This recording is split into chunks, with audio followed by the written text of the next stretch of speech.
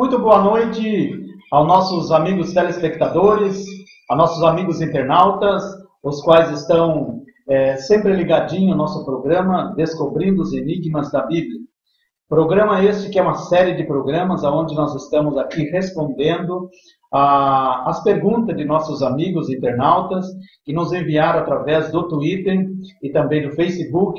Muitas perguntas, alguns que têm dúvidas sobre vários determinados assuntos, e nós estaremos aqui, na medida do possível, no decorrer dos programas, que são uma série de programas, respondendo então as perguntas de nossos amigos que confiam na nossa capacidade teológica para responder então as perguntas de nossos amigos internautas.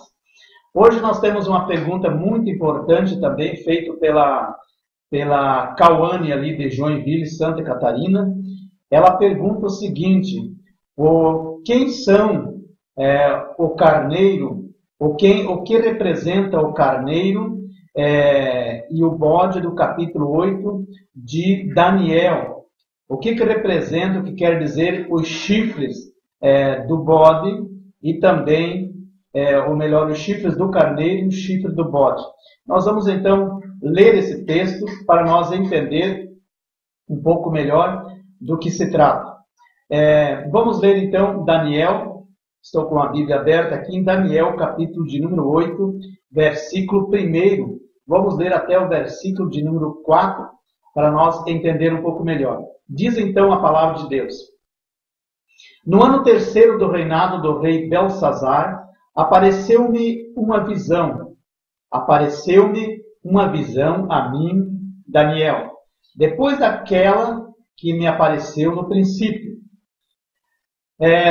Versículo 2: E vi na visão, e sucedeu que quando vi, eu estava na cidade de Suzã, na província de Elão. Vi, pois, na visão, que eu estava junto ao rio Ulai. E levantei os meus olhos, e vi, e eis que um carneiro estava diante do rio, o qual tinha 2 chifres, e os 2 chifres eram altos, mas um era mais alto do que o outro, e o mais alto subiu por último. Vi que o carneiro dava marradas, ou chutes, para o ocidente, e para o norte, e para o sul, e nenhum dos animais lhe podia resistir, ou seja, não podia vencer ele, nem havia quem pudesse livrar da sua mão. Quer dizer que o bode estava vencendo ele. E ele fazia conforme a sua vontade e se engrandecia muito. Então, nós podemos entender nessa profecia que o bode ele era mais forte do que o carneiro. Daniel ele teve uma visão. É bom que nós entendamos que vamos começar um pouquinho antes. Daniel ele foi levado para o cativeiro na Babilônia em 605 a.C., quando Nabucodonosor então levou Daniel e os seus 3 companheiros, Sadraque, Mesaque e Abednego, para o cativeiro. Nabucodonosor ainda veio por mais 2 vezes, em 597, levou 10.000 judeus cativos, e depois levou também Ezequiel nessa época, com 22 anos de idade. Ele voltou também em 586, dessa vez ele destruiu a cidade, colocou fogo no templo, levou os restantes judeus cativos. Só Jeremias escapou nessa ocasião.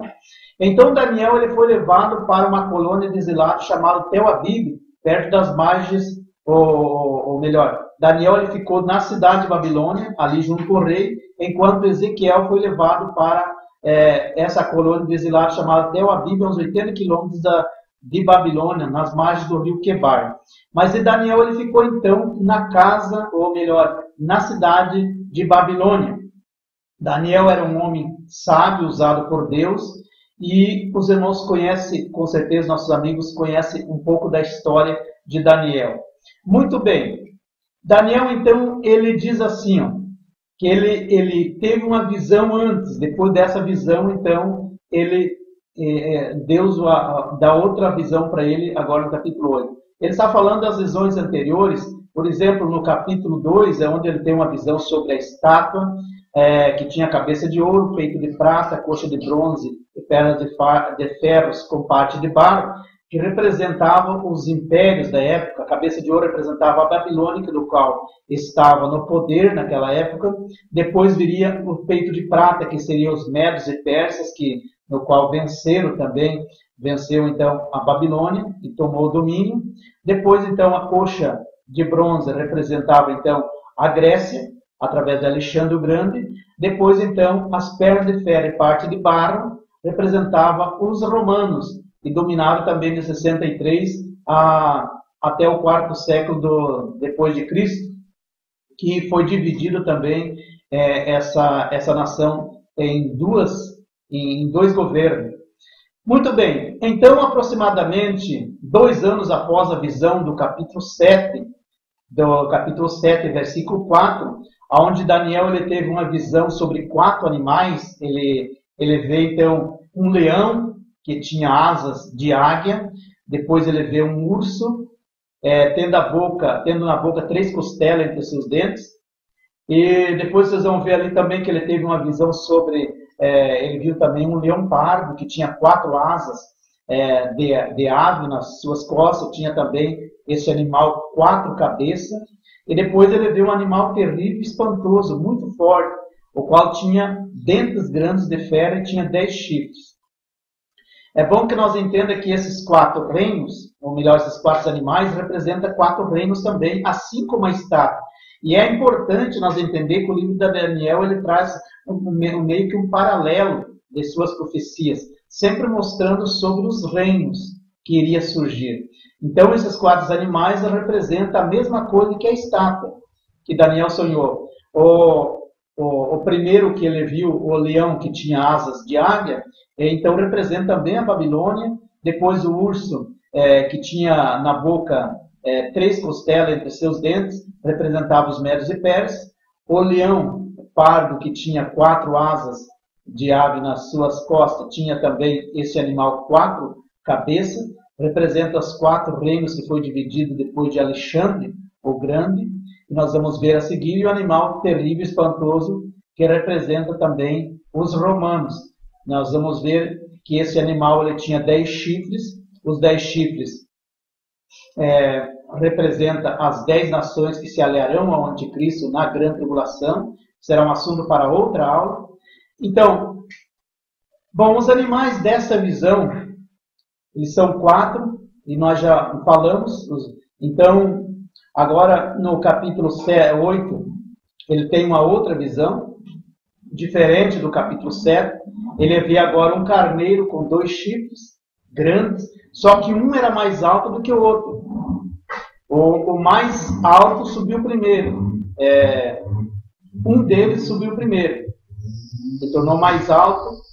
E é importante notar que ele tinha 2 chifres. É muito fácil de nós interpretar isso. E também o bode, o qual tinha um chifre insígnio, ou seja, um chifre poderoso entre os olhos. Ou seja, no meio da testa ele tinha 2 chifres. Ou ele tinha um chifre, um chifre poderoso, um chifre forte. Há muitas pessoas que interpretam, que dizem que esse carneiro com 2 chifres é uma profecia para as 2 torres gêmeas. Observe que parece que é uma grande ligação, mas que na verdade não tem nada a ver. Então eles alegam que os 2 chifres é uma profecia para as 2 torres gêmeas, naquele ataque que aconteceu em 2001, pelo terrorista Bin Laden. E o bode com um chifre é o avião voando baixo que colidiu contra as 2 torres, representada pelo carneiro. Então, parece que, olhando assim, dá a entender, poxa, realmente porque tem grande significado, porque o avião veio voando baixo, e colidiu contra as 2 torres que representam os 2 chifres do carneiro. Mas não tem nada a ver essa profecia com o ataque terrorista, porque essa profecia das 2 torres de Daniel dos 2 chifres do carneiro já se cumpriu em partes. Nós vamos ver isso detalhadamente agora, à luz da Bíblia, essa profecia. E vamos perceber que não tem nada a ver com esse ataque terrorista. Bom, vamos começar então a interpretação dessa visão do capítulo 8 do livro de Daniel. O ano era aproximadamente 555, 552 a.C. Faltava uns 16 anos para a queda de Babilônia, que aconteceu na conquista dos Médios e Persas em 535 a.C. Suzã, veja que Daniel falou que teve essa visão quando ele estava em Suzã. Suzã ficava a uns 370 quilômetros ao leste da Babilônia, no Irã moderno, e se tornaria a capital mais tarde do Império Persa. Tanto Daniel quanto Neemias viveram nessa cidade, bem como também a rainha Esther viveu na cidade. Hoje essa cidade é conhecida como Sus, é uma grande e importante cidade ali na região da Ásia.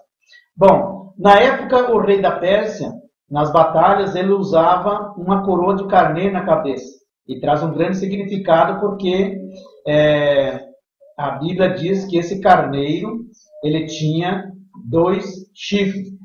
Então o rei usava uma coroa na cabeça. E aqui nessa profecia os 2 chifres representam então os Médios e Persas. O chifre maior que cresceu depois é o componente persa da colisão na época, que eventualmente se tornou dominante. O anjo Gabriel confirma isso, se nós lermos, no versículo de número 20. No versículo de número 20, que nós podemos até observar. Mais tarde nós vamos ler esse versículo para entender. Como nós notamos antes, a média era o lar dos curdos da época. Enquanto os persas, mais tarde, se tornou o Irã. Juntos, esses 2 conquistaram uma área que se estende desde o Paquistão. Preste muita atenção nessa interpretação, porque veja que é uma grande ligação. Eles conquistaram, então, a área desde o Paquistão até o leste, e da Grécia para o oeste, e até as praias dos mares Negro e Cáspio para o norte, estendendo exatamente como a profecia nessa passagem diz que ele dava marrada para o leste, para o oeste e para o norte. Então, essas terras os Médios e Persas conquistaram. Então, veja que se cumpriu aproximadamente nessa época de 200 anos antes. Vamos ler agora o versículo, ler Daniel capítulo 8, verso 5 até o versículo 9, para nós entender um pouco melhor. Versículo 5 diz assim: E estando eu considerando, eis que um bode vinha do ocidente sobre toda a terra, mas sem tocar no chão. E aquele bode tinha um chifre enorme, um chifre forte entre os olhos, um chifre insígne. E dirigiu-se o carneiro que tinha os 2 chifres, o qual eu tinha visto em pé diante do rio, e correu contra ele no impacto de sua força. E viu chegar perto do carneiro, enfurecido contra ele, e ferindo-o, quebrou-lhe os 2 chifres, pois não havia força no carneiro para resistir. E o bode lançou por terra e o pisou aos pés, não houve quem pudesse livrar o carneiro da sua mão. E o bode se engrandeceu sobremaneira, mas estando na sua maior força, aquele grande chifre foi quebrado, e no seu lugar subiu outros 4 chifres, também fortes, para os 4 ventos do céu. Versículo 9. E de um deles saiu um chifre muito pequeno, o qual cresceu muito para o sul e para o oriente e para a terra formosa, ou seja, para Jerusalém. Bom, nesta interpretação, o bode com um chifre nada mais era que um símbolo de Alexandre o Grande, começando desde Filipe, o pai de Alexandre, que era da Macedônia. Os persas eles haviam humilhado muito, principalmente Filipe, o pai de Alexandre. Então, Filipe e Alexandre prepararam um grande exército de aproximadamente 35 mil homens, aliado também com outros rivais que odiavam, na verdade, os Médios e Persas. E eles investiram contra, então, os persas, derrotaram totalmente cerca de 200 mil homens do rei Dário III, que era o rei da Pérsia naquela época. Esse grande ataque ficou conhecido como a Guerra de Guagamela, a guerra de Guagamela. Então, o rei Alexandre, que se tornou rei depois, Alexandre e Felipe, com seus exércitos, derrotaram totalmente o Império Medo e Persa por volta do ano 331 a.C. Então, 7 anos mais tarde, Alexandre acabou sendo morto em uma batalha na Babilônia e acabou então deixando o império para ser dividido entre esses 4 generais. Observamos então na profecia que do chifre do bode, que o bode representa Alexandre, quebrou esse chifre e nasceu mais 4. E aí se cumpriu exatamente essa profecia. Após a morte de Alexandre, foi dividido o seu reino em 4 reinos, em 4 generais, que alguns eram copeiros, outros apenas eram generais. A maioria, então, eles trabalhavam para Alexandre e se dividiram. Essas pessoas são Cassandro, Lisimaco, Ptolomeu e Seleuco. Bom, para quem não sabe, Cassandro, eu vou falar um pouco rapidamente a respeito da vida, como que eles chegaram nesse poderio. Começando por Cassandro. Cassandro foi filho de Antipatro, que foi um dos generais de Alexandre o Grande, que eu acabei de mencionar, que foi morto 7 anos depois da conquista dos Medos e Persas. Então, após a morte de Alexandre, ele dominou o território da Macedônia e Grécia. 7 anos depois, mandou assassinar Olímpia, mãe de Alexandre, e também mandou assassinar Alexandre IV, filho que Alexandre teve com a sua esposa Roxená. É importante nós observar que, naquele tempo, o pai sempre colocava o nome do filho o seu próprio nome. Então, daí sempre vinha, por exemplo, Alexandre I, Alexandre II, Alexandre III, IV, assim por diante. Quando depois nós vamos ver, por exemplo, Seleuco I, Seleuco II, e III e IV, vamos encontrar Epifânes 1, 2, 3, 4, 5, vai até...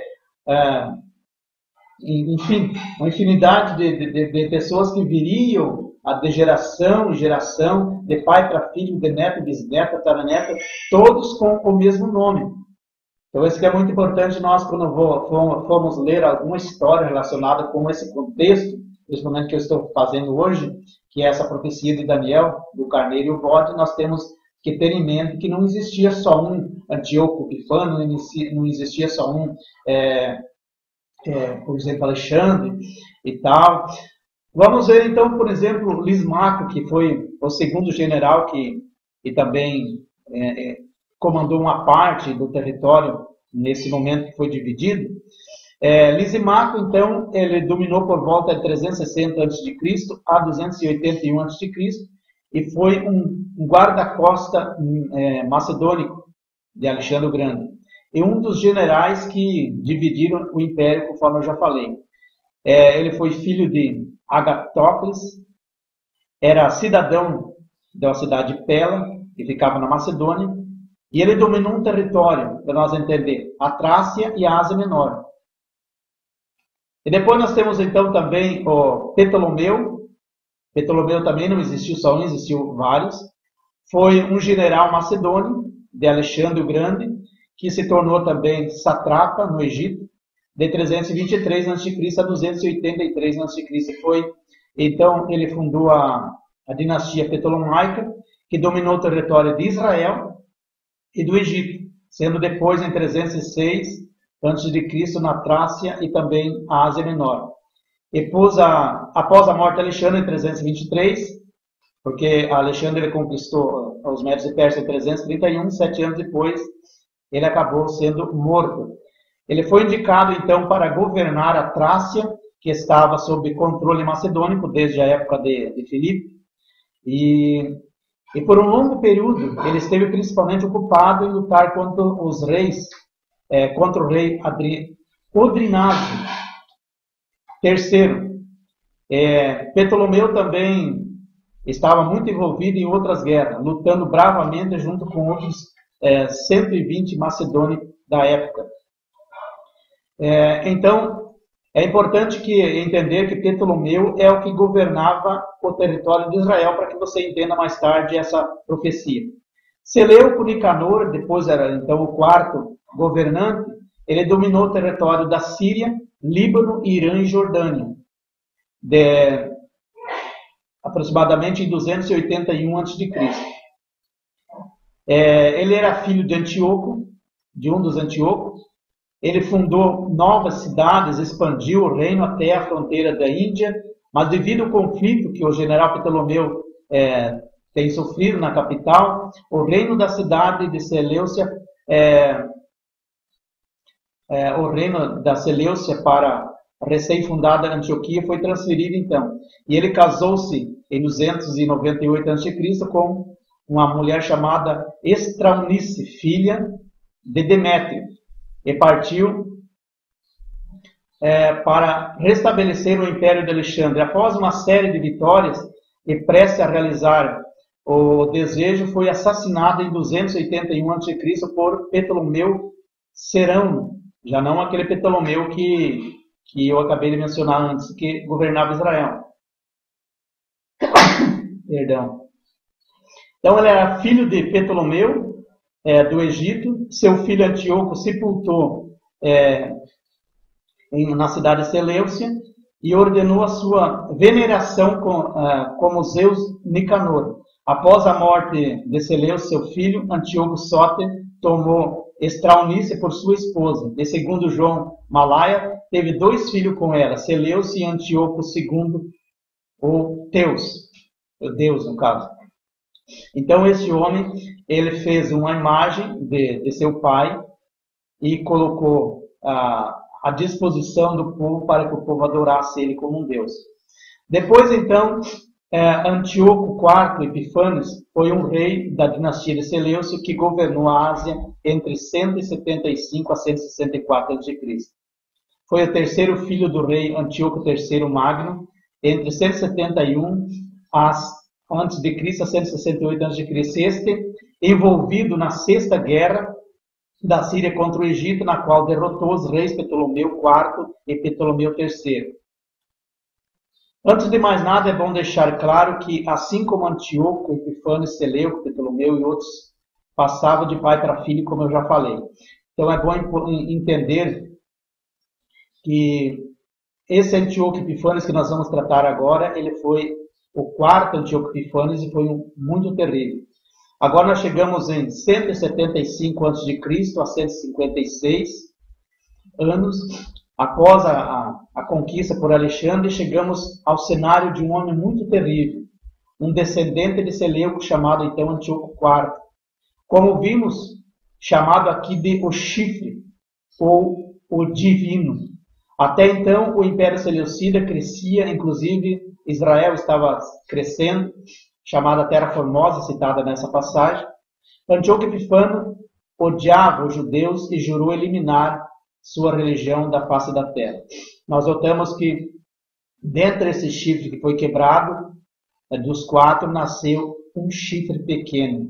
Esse chifre pequeno representa, então, Antíoco Epífanes, que nós vamos falar um pouco agora. Ele começou, então, por pôr em prática a sua ideia, e a primeira coisa que ele fez foi, então, matar o sumo sacerdote legítimo de Israel, chamado Onéias, ou melhor, Onaís III. E as suas astúcias diabólicas foram tão terríveis. Após a morte do sacerdote de Israel, ele começou a vender o cargo para quem pudesse lhe pagar mais. Colocou à disposição e oferecer esse cargo. Mais tarde ele invadiu então Israel e tomou controle de Jerusalém e também do Monte Santo do Templo. 3 coisas terríveis ele fez. Primeiro, ele baniu a circuncisão, que era prática judaica, que os judeus têm como costume circuncidar os seus filhos. Então ele proibiu que circuncidasse. E as escritas de Israel, todas escritas em pergaminho, em papiros, ele destruiu por completo, colocou fogo nas Bíblias e proibiu que falasse o hebraico também. E ele obrigou que todos aprendessem a falar em língua, a língua grega, porque ele queria que todas as pessoas chegassem na Grécia e falassem em grego. Ele queimou todas as Bíblias e fez com que o templo sagrado se tornasse uma adoração pagã. Ele mandou construir uma estátua de Zeus símbolo do seu pai, Júpiter, que eu mencionei antes, e colocou no templo de Deus, exigindo que os judeus adorassem sob pena de morte. E ele foi mais ousado ainda. Ele degolou um porco e colocou no altar, espargiu sangue sobre o altar. O porco para Deus era considerado um animal imundo. Então ele ofereceu esse porco em sacrifício ao Deus dele, ao Deus pagão, ao Deus Júpiter. E o templo tornou impróprio para o uso judeu, tornou-se imundo. Ficou conhecido como a abominação de que falou o profeta Daniel no capítulo 9, verso 24. A abominação da desolação de que falou o profeta Daniel. Se cumpriu exatamente nesse período, aproximadamente em 156 a.C. Bom, com essa atitude de Antíoco, os macabeus ficaram muito revoltados, irados. E aí aconteceu o quê? Uma revolta chamada Revolta Macabeia. Uma guerra de 3 anos e meio, ou 1.500 dias, ou 2.300 sacrifícios, conforme está exatamente na profecia. Veja que a profecia de Daniel se cumpre por completo. Ele falou que 2.300 tardes e manhã e seria restaurado a cidade. Nós vamos perceber aqui que se cumpriu exatamente por um homem chamado Judas Macabeu, conhecido como Judas Martelo também, que conseguiu vencer Antíoco Epífanes nessa guerra e aí então libertar o povo judeu dessa opressão de adorar esse Deus falso. Então, ele venceu Antíoco Epífanes, expulsou os soldados de Jerusalém, de Israel, e o santuário permaneceu desolado ainda até um tempo, até que foi consagrado em uma grande festa que eles colocaram o nome de Hanukkah, e o templo de adoração a Deus voltou a ser purificado mais tarde. Antíoco Epífanes, ele é um tipo do anticristo, o qual reina e vai reinar na grande tribulação dos 7 anos, conforme Daniel também profetizou mais à frente, no capítulo 9, verso 27. Então, a interpretação da visão, vamos ler ainda na sequência, no versículo 15, agora 22, que diz assim: E aconteceu que, havendo eu, Daniel, tido a visão, procurei o significado, e eis que se apresentou diante de mim como uma semelhança de homem, e ouvi uma voz de homem atrás das margens do rio Ulai, a qual gritou e disse: Gabriel, dá a entender a este a visão? E veio perto de mim o anjo que estava falando, e vindo ele me amedrontei, e caí sobre o meu rosto, mas ele me disse: Entende, filho do homem, porque essa visão acontecerá no fim do tempo. E estando ele falando comigo, ainda eu caí adormecido com o rosto em terra. Ele, porém, me tocou novamente e me fez me pôr em pé. E eu disse: Eis que farei saber, e disse ele, eis que te farei saber o que há de acontecer nos últimos tempos, ou no fim dos tempos, pois isso pertence a um tempo determinado para o fim. O versículo 20 e 22 diz assim: Aquele carneiro que viste, no caso o anjo dando a interpretação a Daniel, aquele carneiro que viste com 2 chifres, são os reis dos Medos e Persas. Então, não há por que as pessoas dizerem que representa as torres gêmeas, que não sei o que. Se o próprio anjo aqui já deu a interpretação, não precisa nós ir muito a fundo, basta nós seguir a linha histórica do tempo para nós entender. Aí ele prossegue dizendo assim: aquele carneiro que viste com 2 chifres são os reis de Medes e Pérsia, mas o bode peludo é o rei da Grécia, e o grande chifre que tinha entre os seus olhos é o primeiro rei. O ter sido quebrado, levanta-se 4 em seu lugar. Significa que 4 reinos se levantarão da mesma nação, mas não com a força dele. Veja que o anjo dá a interpretação sem nenhum problema. Então, os 4 chifres representam os 4 reinos que viriam da mesma ligação de Alexandre, que foram os 4 generais que eu mencionei antes. Então, o anjo Gabriel vem para explicar para Daniel que a ira, que tudo isso iria se expandir até a visão para mostrar que seria um tempo numa escala muito maior ainda do que Daniel estava pensando. Seria para o tempo do fim. Que o chifre pequeno, que surgiu do animal feroz, de Daniel 7:8, é o cumprimento também deste tempo do fim, chamado chifre pequeno, desse texto que lemos do versículo 9 do capítulo 8. Aquele que nós conhecemos como Antíoco Epifânio. Ele começa com a identificação do carneiro e do bode e descreve que a destruição do reino de Alexandre para os seus 4 generais, então ele segue direto para o tempo da ira, para o tempo do fim. Diz, olha, essa profecia daqui para frente não é para agora, é para o fim dos tempos. Você não se preocupe que os 4 chifres, quando foi quebrado, representam os 4 reinos.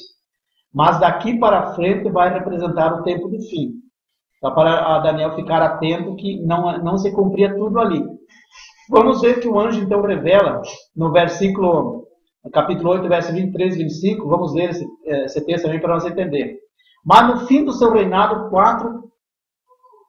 quando acabarem os prevaricadores, se levantará um rei feroz de semblante, e será entendido em adivinhações, e se fortalecerá o seu poder, mas não pela sua própria força, e destruirá a maravilhosa e santa cidade, e fará o que lhe aprouver, e destruirá os poderosos e o povo santo.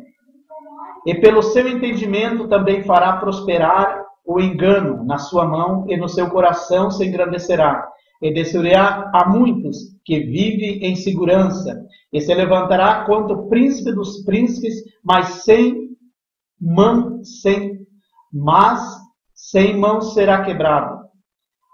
Então, nós notamos que a Bíblia está nos dizendo que o fim dos tempos, esse tempo se refere à grande tribulação.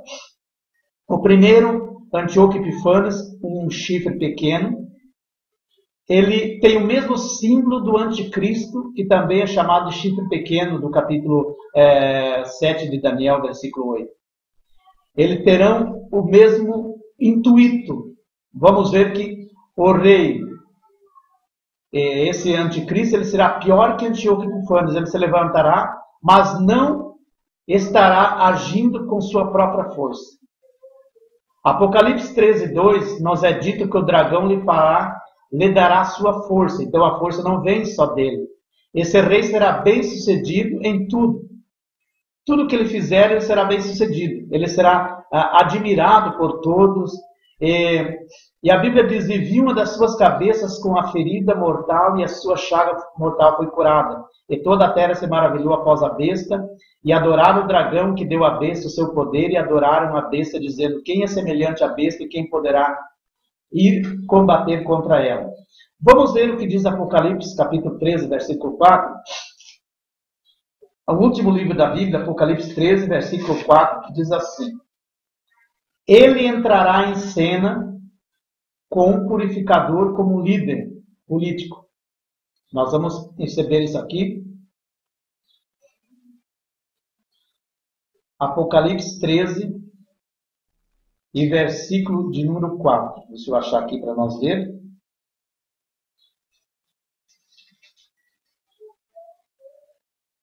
E eu pus-me sobre a areia do mar, e vi subir do mar uma besta que tinha 7 cabeças. Os irmãos observem o significado dessa profecia. Vamos ler do versículo 1. Então, 10 chifres e sobre os chifres 10 diademas, e sobre a cabeça um nome de blasfêmia. E a besta que vi era semelhante a um leão pardo, e os seus pés como um de urso, e a sua boca como de leão, e o dragão deu-lhe o seu poder e o seu trono, e grande poder. E vi uma de suas cabeças com feridas mortais, e sua chaga foi curada. E toda a terra se maravilhou após a besta. E adoraram o dragão que deu à besta o seu poder, e adoraram a besta, dizendo, quem é semelhante à besta e quem poderá batalhar contra ela? É bom nós entender que todos esses 4 animais do capítulo 7, tudo se dá o desfecho agora neste personagem, o anticristo. Ele terá todo o poder. Ele tem poder até de fazer fogo descer do céu. Ele terá então um ódio terrível contra os judeus. Ele então vai tentar eliminar da face da terra todos os cristãos. Antíoco também fez a mesma coisa. Ele tentou acabar com os cristãos. Foi derrotado. Mas este vai fazer também uma estátua e colocar no centro de Jerusalém e vai pedir que todos adorem. O versículo 15 de Apocalipse diz assim, o versículo 15 na sequência. Ele vai chamar de... Veja o que diz. E foi-lhe concedido que desse espírito à imagem da besta, para que também a imagem da besta falasse. Para que a imagem da besta também falasse. E fossem mortos todos os que não adorassem a imagem da besta. Observe que Antíoco Epifânio também fez o mesmo. Ele fez uma estátua de Zeus, Júpiter, que era símbolo do seu pai, e exigiu que os judeus adorassem com pena de morte. O anticristo vai fazer a mesma coisa. Ele vai fazer uma imagem dele, pôr no centro de Jerusalém, e vai pedir que as pessoas o adorem. E as pessoas vão ser enganadas, porque essa imagem vai falar e vai ter poder de curar, de fazer muitos milagres, e as pessoas vão dizer, quem é semelhante a essa besta? Quem vai poder derrotar essa besta? Aí o versículo, nós podemos ver também uma passagem bíblica interessante, em 2 Tessalonicenses, no capítulo de número 2, versículo 7, começando desde o versículo de número 3, diz assim: Ninguém de maneira alguma vos engane, porque não será assim, sem que antes venha a apostasia e se manifeste o homem do pecado, o filho da perdição, o qual se opõe e se levantará contra tudo que se chama Deus, ou se adora, de sorte que se assentará como Deus no templo de Deus, querendo aparecer ser Deus. Não vos lembrais de que essas coisas vos dizia quando ainda estava convosco. E agora vos sabeis o que eu detenho, para que em seu próprio tempo seja manifestado. Porque já o ministério da injustiça opera, somente a um que eu detenho, até que do meio seja tirado. Então será revelado o iníquo, o que o Senhor desfará pelo assopro da sua boca e aniquilará pelo esplendor de sua vinda. A esse cuja vinda é segundo a eficácia de Satanás, com todo o poder e sinais e prodígios de mentira. E com todo o engano da injustiça para os que perecem, porque não receberam o amor da verdade para se salvar. E por isso Deus lhe enviará a operação do erro para que caiam na mentira. Então Deus vai permitir que o anticristo, esse opressor, entre em ação. A Bíblia diz que há um que ainda o detém, até que do meio seja tirado. O Espírito Santo, após o arrebatamento da igreja, vai subir com a igreja. Vai subir com a igreja, então, vai permitir com que o anticristo entre em ação. Há um que está detendo agora a manifestação do anticristo, é exatamente o Espírito Santo, mas ele vai subir com a igreja. Então o anticristo vai entrar em ação. E ele vai firmar uma aliança com Israel por 7 anos. Veja o que diz a Bíblia Sagrada em Daniel 9, 27, para entender um pouco melhor. Ele firmará aliança com muitos por uma semana, e na metade da semana para cessar o sacrifício, a oferta de manjares, e sobre as da abominação virá o assolador, isso até a consumação. E o que está determinado vai acontecer. Então ele vai firmar um concerto por 3 anos e meio, por 7 anos. Só que na metade da semana, ou seja, na metade dos 3 anos e meio, porque é bom que nós entendamos que essa semana aqui não se refere a dias normais da semana, cada dia desse representa um ano, porque é a 70 semana de Daniel profética, que é equivalente a 490 anos e não a 490 dias. Então, os 3 anos e meio, os últimos 3 anos e meio da grande tribulação, que vai ser o tempo da abominação terrível, que o próprio Deus vai entrar em ação. É um assunto que eu já mencionei nas 70 semanas de Daniel. Então, no final da grande tribulação, Jesus vai descer com a igreja e derrotar o anticristo. Porque ele tentou pelejar, nesse texto que lemos sobre os 10 chifres, diz que ele vai se engrandecer tanto e querer lutar com o próprio Deus, querer lutar com o próprio Jesus, com os anjos do céu. Mas Jesus vai descer com a igreja e vai dar um fim nisso, vai acabar com isso, vai prender ele e lançar no lago de fogo. Veja o que diz então a Bíblia em Apocalipse 19, e versículo de número 20. Capítulo 19, versículo 20, que diz assim, 19 e 20. E a besta foi presa, e com ela o falso profeta, que diante dela fizeram os sinais com que o enganou, e os que receberam o sinal da besta, e adoraram a sua imagem. Esses 2 foram lançados vivos no lago de fogo que arde com enxofre. Agora veja o versículo 10 do capítulo 20 de Apocalipse. E vi descer do céu um outro anjo que tinha a chave do abismo e uma grande cadeia na sua mão. E ele prendeu o dragão, a antiga serpente, que é o diabo e Satanás, e amarrou por 1000 anos. Versículo 3. E lançou no abismo, ou no lago de fogo, e ali o encerrou e pôs selo sobre ele, para que não mais engane as nações até que os 1000 anos se acabem, e depois importa que seja solto por um pouco de tempo. Versículo 10. E o diabo que os enganava foi lançado no lago de fogo e enxofre, onde está a besta e o falso profeta, e de dia e de noite serão atormentados para todo sempre. Então, encerrando este assunto, é bom que nós entendamos que no final da grande tribulação, o anticristo que vai surgir, que é esse chifre pequeno que a Bíblia fala em Daniel capítulo 7, versículo 8, também é uma semelhança deste chifre pequeno que representa Antíoco Epífanes de Daniel 8 e 9. Ele vai ser então, no final da grande tribulação, depois dele fazer a ruaça toda, enganar a nação de Israel, enganar o mundo inteiro, ele vai reunir uma grande nação, que são 10 nações que representam os 10 chifres do animal do capítulo 7 de Daniel, e também do capítulo 13 de Apocalipse. Esses 10 chifres representam 10 nações, vão entrar numa grande guerra, praticamente o mundo inteiro envolvido nessa guerra, que provavelmente será a terceira guerra mundial, onde a Bíblia fala no capítulo 16 de Apocalipse que vai morrer a terça parte da população, ou melhor, a quarta parte da população do mundo. Então, Jesus, nesse momento do caos, do conflito, que Israel estiver cercado, que não tiver mais por onde escapar, muitos já foram mortos, Jesus vai descer do céu e vai, então, dar livramento à nação de Israel, e junto com a igreja, aí vai prender o falso profeta e o anticristo e lançar no lago de fogo. E no final do milênio, até Satanás vai ser preso e vai ser lançado no lago de fogo, juntamente aonde está o anticristo e a besta. Eu espero que eu fui claro com a nossa amiga Cauane de Joinville, e também os telespectadores e também os internautas que quiserem também fazer alguma pergunta, podem fazer através do Twitter, adãozinhos@bol.com.br, e eu estarei, no medida do possível, aqui nesse programa, respondendo as perguntas em questão. Então, deixando bem claro para você que escutou nesses minutos aqui esse programa, que está chegando ao fim, eu tenho ainda 1 minuto, e eu quero dizer então, bem rapidamente, que eu estava, para quem ligou agora, ouviu agora essa programação, eu estava falando exatamente sobre o capítulo 8 de Daniel, sobre o carneiro com 2 chifres e o bode com um chifre forte no meio da sua testa. Então, esse carneiro com 2 chifres representa os Medos e Pérsia que venceram a Babilônia, e depois o bode com um chifre enorme, um chifre forte na sua cabeça, ele investiu contra os Medos, contra o bode com 2 chifres e matou esse bode.